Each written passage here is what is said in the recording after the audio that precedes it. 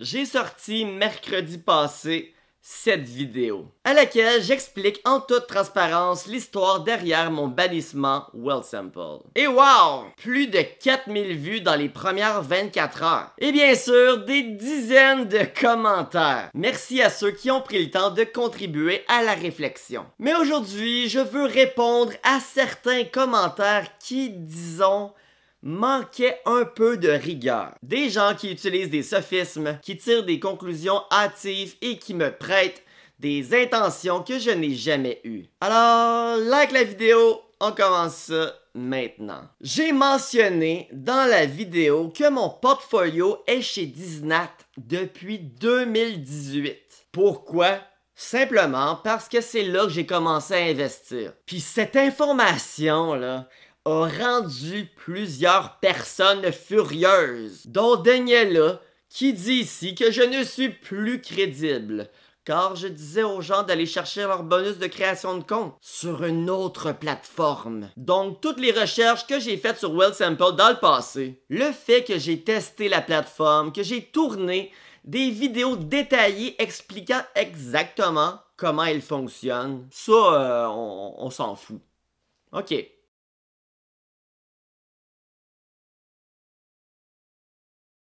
En tout cas, les deux plateformes sont bonnes. Dans les deux cas, le plus important, ce n'est pas le compte que tu choisis.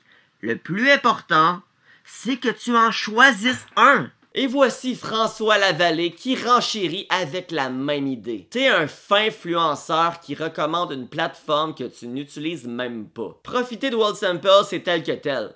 Mais ne pas avoir plus de respect pour sa communauté, c'est ordinaire. Ok. Pour ceux qui pensent que je manque de respect envers ma communauté, est-ce que vous vous rendez compte que j'aurais pu ne jamais le dire que mon portfolio est chez Disnat?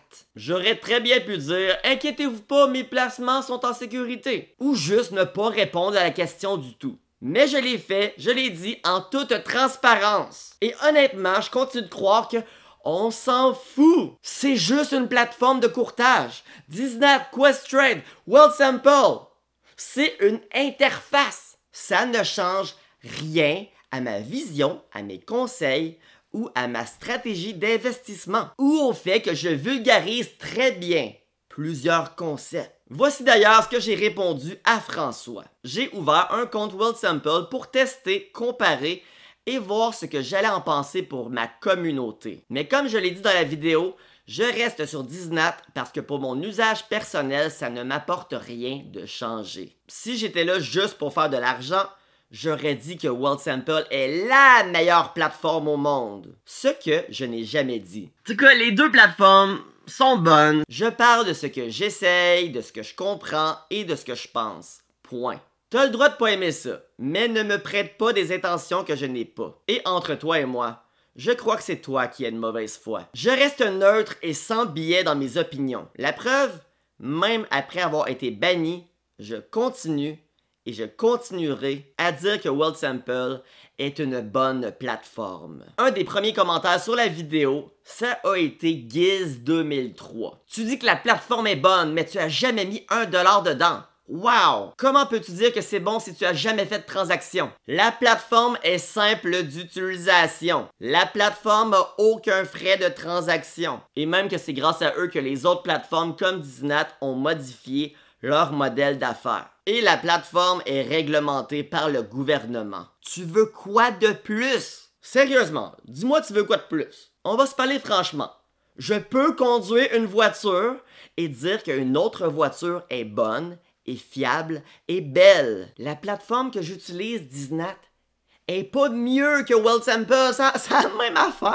Il n'y a pas d'avantage. Alors je lui ai répondu ceci. Faux, j'ai effectivement utilisé Wealthsimple dans le passé. J'y ai investi quelques milliers de dollars dans différentes actions que j'ai vendues depuis. J'ai donc fait plusieurs transactions sur la plateforme. J'ai aussi testé et étudié la plateforme en profondeur et je le précise d'ailleurs clairement dans la vidéo. Il y a Jean-Seb qui me dit My God, que tu sonnes comme un crosseur. Je te rappelle que je donne 100% de mon savoir gratuitement sur cette chaîne. Je vends un e-book $20 dans lequel je précise que tout le contenu est déjà disponible gratuitement dans mes vidéos YouTube. Je ne vends aucune formation. Je ne pousse aucun rêve vide. Donc ton commentaire, Jean-Seb, c'est un commentaire abstrait, vide, sans contenu. Il y a plusieurs personnes qui semblent penser que si j'avais transféré tout mon portfolio sur Wealthsimple, ça aurait tout changé. Premièrement, non, c'est complètement faux. Le simple fait que Wealthsimple ait décidé de tripler mes récompenses en mars, alors que ça faisait des années que j'étais sur leur plateforme à faire des référencements et que j'avais pratiquement 0$ dans mon portfolio. Si ça, c'est pas une preuve en soi, je sais pas c'est quoi. Et j'ai une question pour vous.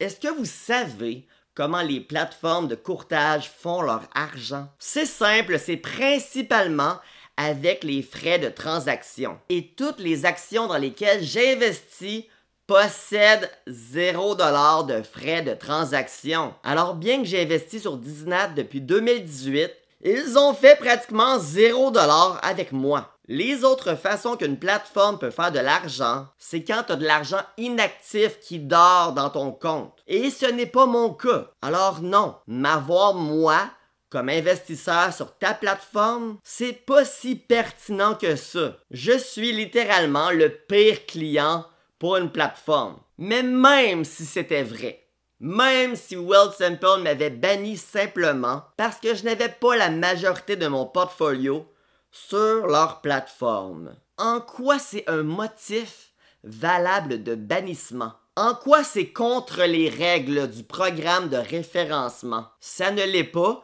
parce que c'est deux choses complètement différentes. Et ce n'est pas du tout la raison derrière mon bannissement. Et ce que plusieurs semblent oublier, jouer selon les règles, ce n'est pas de tricher. Wealthsimple m'a offert 25$ par référence, sans obligation de dépôt, sans conditions cachées. C'est quoi leur but? Faire grossir leur base d'utilisateurs et d'avoir de la publicité. Et ils m'ont même donné une promotion après plusieurs années pour me remercier. En fait, on va pas se le dire, c'était pas pour me remercier, c'était pour m'encourager de le faire davantage. Et c'est pas moi qui a inventé le système, c'est eux. Et bien évidemment que j'ai profité du système. Mais le fait qu'on me traite de profiteur, juste parce que j'avais pas la majorité de mon portfolio sur Wealthsimple, ça c'est juste aucunement lié. Est-ce que c'est une règle? Une condition d'utilisation? Non. Mais plusieurs d'entre vous semblez croire que oui. Comme FranB70 qui dit « Peut-être que si tu avais été un client, ils t'auraient considéré un peu plus. Tu n'as pas de placement chez eux et tu as fait plus ou moins 2000 en référence de gens qui profitent du système. Ça paraît mal. » Là, il y a P. Boyer qui répond « En quoi cela paraît mal, s'il te plaît? Car si Wealthsimple ne voulait pas que personne abuse du 25$ gratuit, c'est à eux de mettre un investissement minimum prérequis pour avoir le droit à ce 25$. Au lieu de cela, ils ont offert 75$ de récompense à Monsieur Wolf pour l'encourager dans son beau travail. J'ai répondu, je ne vois pas le lien et je doute qu'il m'aurait considéré un peu plus. Il répond, du moins ça aurait aidé, qu'est-ce que t'en penses? Pas vraiment, et même si c'était le cas, est-ce que ça rend la chose acceptable? Ou est-ce simplement du traitement de faveur? Les règles devraient être les mêmes pour tout le monde. Sinon, ce n'est plus une plateforme, c'est un club privé. Par la suite, il me traitait de profiteur et lorsque j'ai voulu tenter de répondre, ça me dit que son commentaire avait été effacé. Mais j'ai répondu quand même. Tu as effacé ton dernier commentaire, mais tu venais de me traiter de profiteur.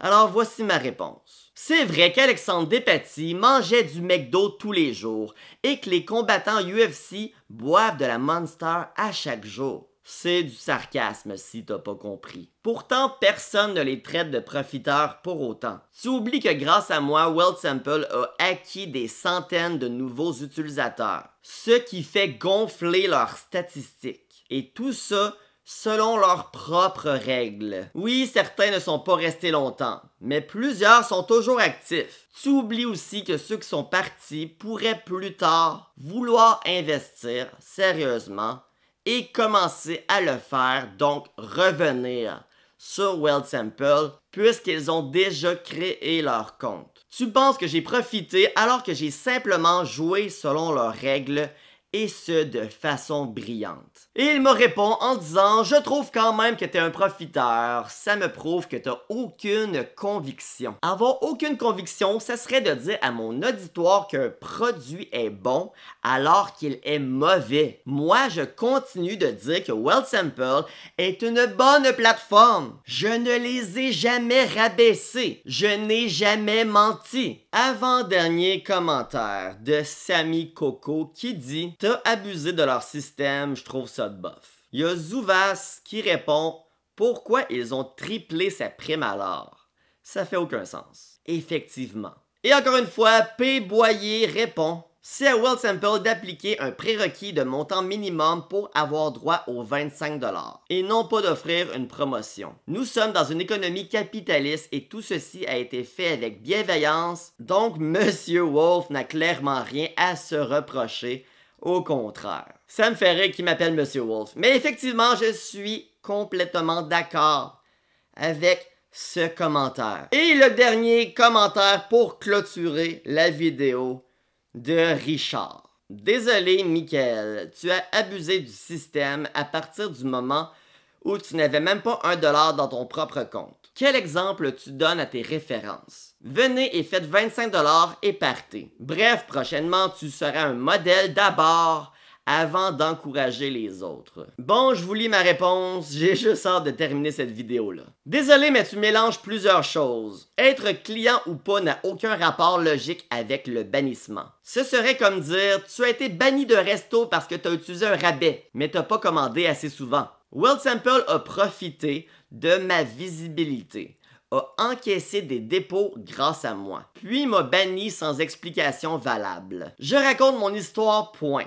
Tu peux choisir d'écouter ou de passer ton chemin, mais évite de tirer des conclusions hâtives quand tu n'as pas tous les faits. Et entre nous, si tu veux me faire la morale, au moins écris correctement mon prénom. Et il me répond, ne sois pas sur la défensive, Michel. Bref, si tu as écouté jusqu'ici, ben merci. J'ai pris le temps de répondre à plusieurs commentaires parce que je trouve ça important d'avoir une discussion honnête, même quand c'est inconfortable. Je ne suis pas parfait, mais je suis pas mal plus transparent que la moyenne. J'aurais pu garder le silence, cacher certains détails, faire semblant que tout va bien, mais j'ai choisi de raconter exactement comme c'est arrivé. Et ceux qui me suivent depuis longtemps le savent. C'est comme ça que je fonctionne. On peut débattre sur les intentions, sur les interprétations, sur les émotions, mais les faits sont là. Et les faits sont têtus. La vérité, c'est que Wealthsample a profité